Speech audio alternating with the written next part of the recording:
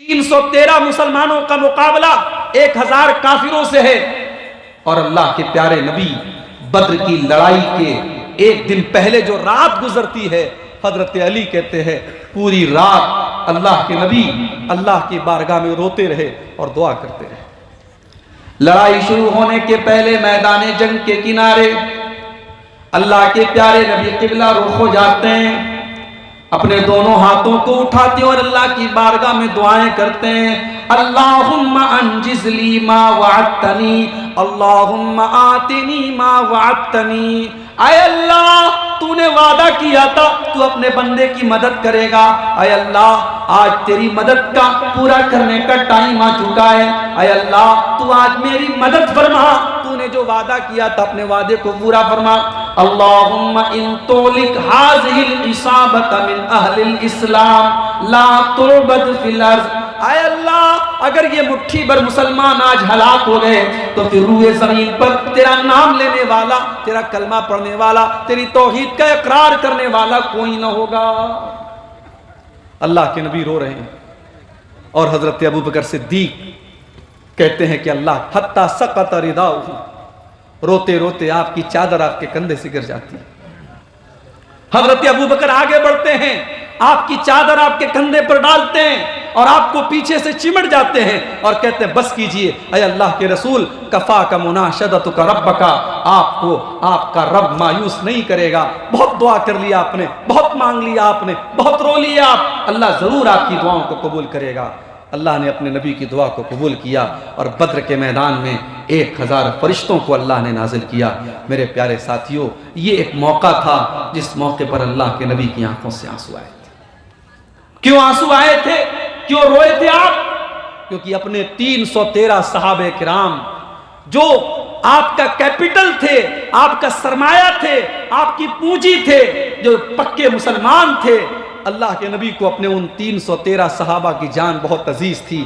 آپ نے صاف الفاظ میں دعا کی کہ اے اللہ اگر یہ مٹ گئے، یہ ہلاک ہو گئے، ان سے 3 گنا زیادہ سامنے دشمن موجود ہے، اے اللہ اگر یہ مٹ گئے تو پھر روئے زمین پر تیرا نام لینے والا کوئی نہ ہوگا۔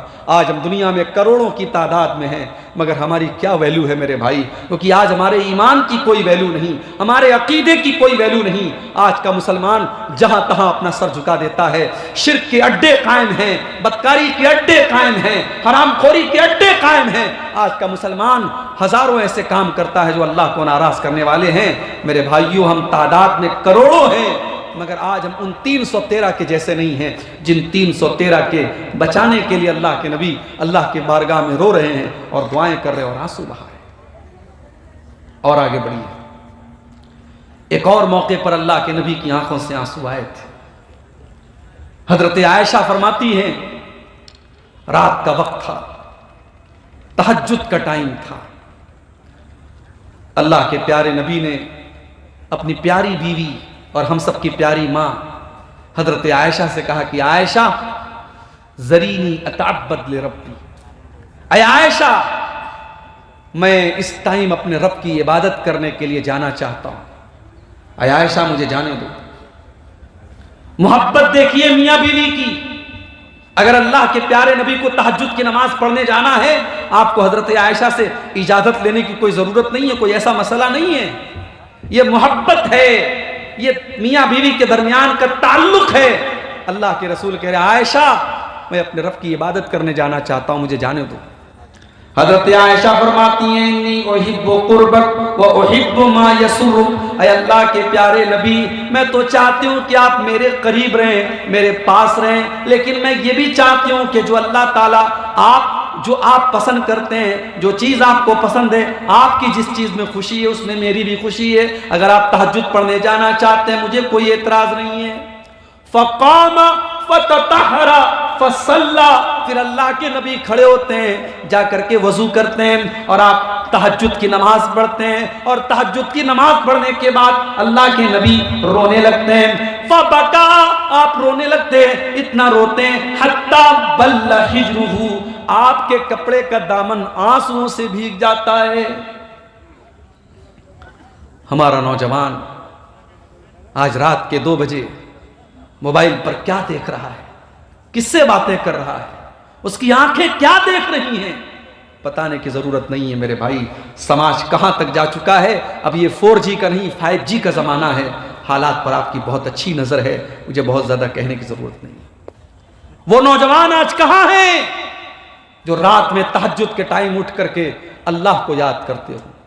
ایسے نوجوان جس سماج میں پیدا ہو جائیں اس سماج کی کایا کلپ ہو جائے, اس سماج کی حالت بدل جائے میرے بھائی. اللہ کے کچھ بندے ایسے بھی ہوتے ہیں جو رات میں اپنے بستروں سے الگ ہو کر کے اللہ کی بارگاہ میں تہجد کی نماز پڑھتے ہیں. ایسے بندوں کا ذکر اللہ نے قرآن میں کیا. تتجافى جنوبهم عن المضاجع يدعون ربهم خوفا وطمعا ومما رزقناهم ينفقون. میرے کچھ بندے ایسے بھی ہوتے ہیں ان کے پہلو ان کے بستروں سے الگ ہوتے ہیں. وہ رات میں اٹھ کر کے اللہ کی بارگاہ میں تہجد پڑھتے ہیں, وہ سجدہ کرتے ہیں, وہ قیام کرتے ہیں, وہ راتوں میں اٹھ کر کے قیام اللیل کرتے ہیں. اللہ کے پیارے نبی تہجد کی نماز پڑھ رہے ہیں اور تہجد کی نماز پڑھ کے اللہ کے نبی رو رہے ہیں اور اتنا روتے ہیں حتیٰ بلحیرہو, آپ کے کرتے کا دامن آنسوؤں سے بھیگ جاتا ہے.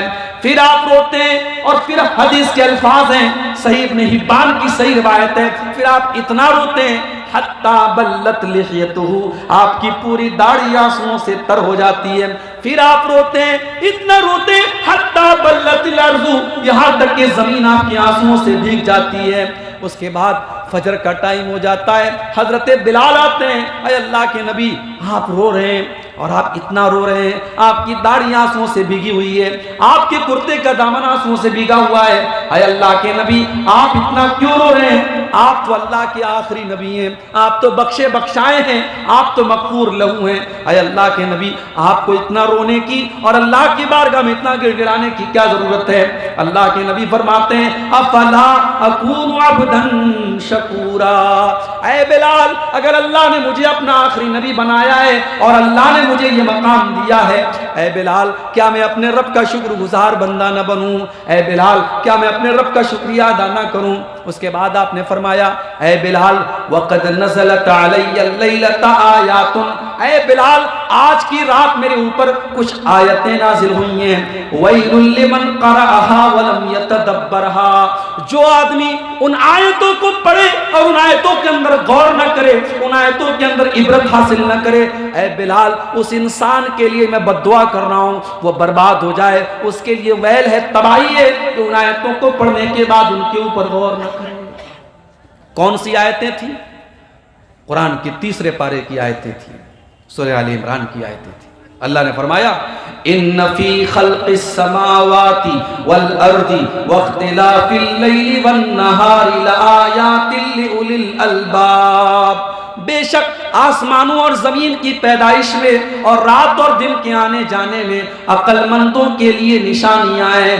الذین یذکرون اللہ قیاما وقعودا وعلی جنوبہم, عقل مند کون ہیں؟ جو کھڑے ہو کر کے اللہ کو یاد کرتے ہیں, جو بیٹھ کر کے اللہ کو یاد کرتے ہیں, جو لیٹ کر کے اللہ کو یاد کرتے ہیں. وَيَتَفَكَّرُونَ فِي خَلْقِ السَّمَاوَاتِ وَالْأَرْضِ, اور جو آسمان اور زمین کی پیدائش کے اوپر غور کرتے ہیں, اور جب غور کرتے ہیں تو اس نتیجے پر پہنچتے ہیں رَبَّنَا مَا خَلَقْتَ هَذَا بَاطِلًا, اے ہمارے پروردگار تو نے اس کائنات کو بیکار نہیں بنایا ہے. سبحانک فقنا عذاب النار, اے اللہ تو پاک ہے, اے اللہ تو ہم کو جہنم کے عذاب سے بچا لے. یہ وہ لوگ دعا کرتے ہیں جو عقل مند ہوتے ہیں, جو جینیس ہوتے ہیں, جو بدھی مان ہوتے ہیں. پتہ یہ چلا کہ کوئی ڈگریوں کی بدولت عقل مند نہیں ہے, کوئی دنیا کے ٹیلنٹ کے بدولت عقل مند نہیں ہے. عقل مند وہ ہے جو اپنے خالق کو پہچان لے, جو اپنے مالک کو پہچان لے. ورنہ دنیا میں بڑے بڑے قابل لوگ, بڑے بڑے ڈگری یافتہ لوگ جانوروں کو دیکھ کر کے ہاتھ جوڑتے ہیں اور جانوروں کا پیشاب پیتے ہیں اور شرمگاہ کی عبادت کرتے ہیں. عقل مند وہ ہے جو کریشن کے آگے نہیں بلکہ کریٹر کے آگے سجدہ کرتا ہے. عقل مند تو وہ ہے جو اپنے مالک کو, اپنے رب کو پہچان کر کے اپنے مالک سے جہنم سے بچنے کی دعا کرتا ہے. تو نبی کی آنکھوں سے آنسو تب بھی آئے تھے میرے بھائی جب آپ تہجد کی نماز میں اللہ کو یاد کر کے روئے تھے. اب ہم سب اپنے آپ سے پوچھیں اسی نبی کا کلمہ پڑھنے والے ہیں. ہم کتنی بار نماز پڑھتے ہیں, کتنی بار ہم تہجد پڑھتے ہیں, اور کتنی بار تہجد کی نماز میں ہماری آنکھوں سے آنسو بہتے ہیں. میرے نوجوان ساتھیوں, ایک نسخہ بتا کے جا رہا ہوں, شاید آپ آج تک آپ نے نہ سنا ہو. ہر نوجوان کا ایک ٹارگٹ ہوتا ہے. کوئی IAS آفیسر بننا چاہتا ہے, کوئی ڈاکٹر بننا چاہتا ہے, کوئی کچھ بننا چاہتا ہے. میں کہتا ہوں آؤ, تمہاری زندگی کے جو بھی ٹارگٹ ہیں, جو بھی ایمز ہیں, جو بھی گولز ہیں, جو بھی مقصد ہے, تم محنت کر رہے ہو, بہت اچھی بات ہے. ایک نسخہ بتا رہا ہوں.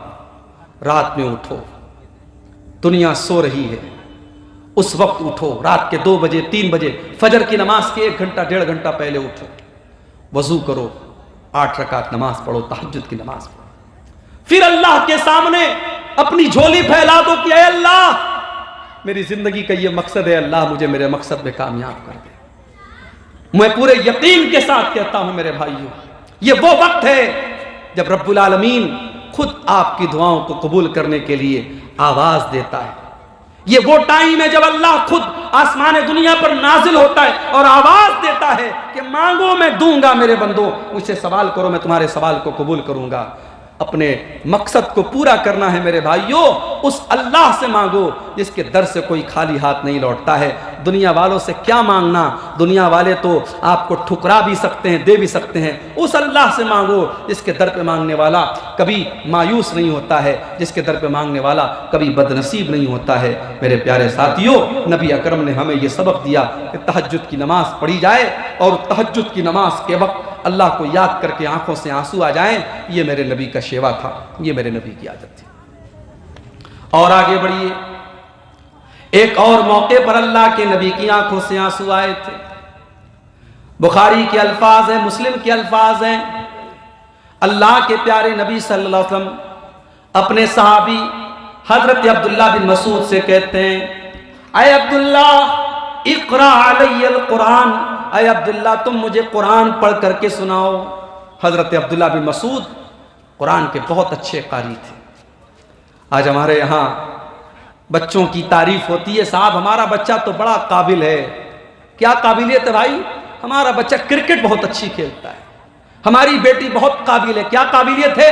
ہماری بیٹی ڈانس بہت اچھا کرتی ہے, ہماری بیٹی گانا بہت اچھا گاتی ہے. میرے بھائیوں, ہماری زبان سے کب یہ لفظ نکلے گا ہمارا بچہ قرآن بہت اچھا پڑھتا ہے؟ ابھی فلسطین کا ایک ویڈیو ہم نے دیکھا, پیچھے بلڈنگ کا ملبہ ہے, پیچھے مکانات ٹوٹے پڑے ہیں, اور ایک معصوم بچہ 7-8 سال کا اسی مکان کے ملبے پر بیٹھ کر کے قرآن پڑھ رہا ہے. اللہ کی قسم, امام حرم اور مسجد نبوی میں قرآن پڑھنے والے کی جو اس کا جو مقام ہے اور ان کا جو درجہ ہے وہ اپنی جگہ ہے, مگر ان حالات میں اور اس ملبے کے آگے بیٹھ کر کے وہ بچہ جس طریقے سے قرآن پڑھ رہا ہے, میرے بھائیوں اس بچے کی قرآن کی تلاوت سن کر کے دل خوش ہو جاتا ہے.